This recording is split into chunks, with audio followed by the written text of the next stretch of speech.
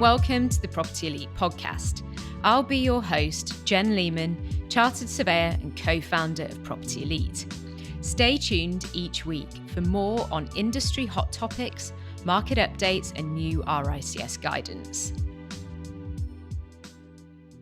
For this week's podcast, I specifically look at UK VPGA 11, Valuation of UK Residential Property. This is part of the UK National Supplement, which is published in a new edition to take effect on the 1st of May 2024.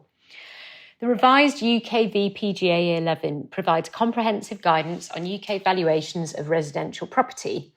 UK VPGAs 12 and 13 have been incorporated into 11 in the new edition of the UK National Supplement.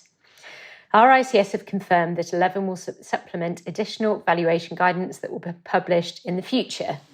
In the interim, they confirm that residential valuers need to refer back to UK VPGAs 11, 12 and 13 in the 2017 edition of the UK National Supplement.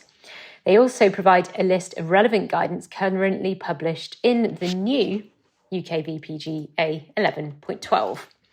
RICS confirmed that valuers should also specifically refer to VPGA 2 of the Red Book Global in relation to secured lending valuations.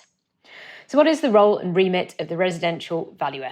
Residential valuers in this VPGA should provide clients with advice on the nature of the property, factors identified during inspection that affect marketability and value, market value or market rent if instructed by a client subject to any assumptions or special assumptions agreed with the client.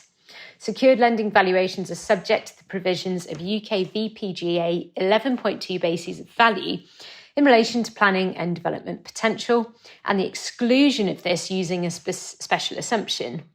And finally, factors that may materially impact upon value, such as substantial defects, disrepair, or hazards. Moving on, what does UK VPGA 11 say about inspection? It confirms that residential valuers should physically inspect the internal and external parts of the property, provided that these areas are accessible and safe. Physical inspection should be supplemented by reasonable desktop due diligence and research.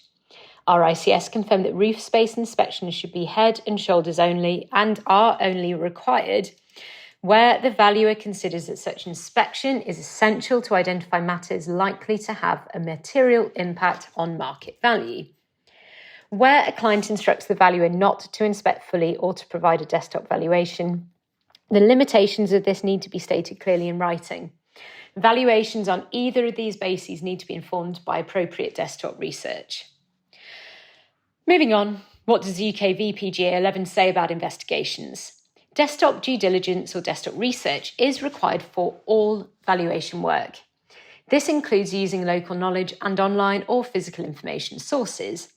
If, upon inspection, the valuer considers that a visible defect may affect concealed building elements and thus materially impact upon value, then the valuer should recommend that further investigations are undertaken. The advice should detail the issue and the justification, timescale, and responsible party for this further investigation. However, this is different to the case where a building element is inaccessible or visual inspection is limited. In this scenario, the limitation should be recorded within the valuation report.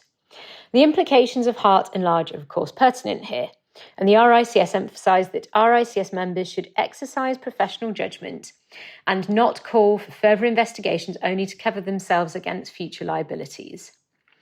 UK VPGA 11.6 details the extent of inquiries and assumptions for various matters such as planning, legal, contamination and environmental matters, and it also confirms matters which do not need to be verified in this section unless, of course, the valuer has evidence from their desktop research or physical inspection to the contrary.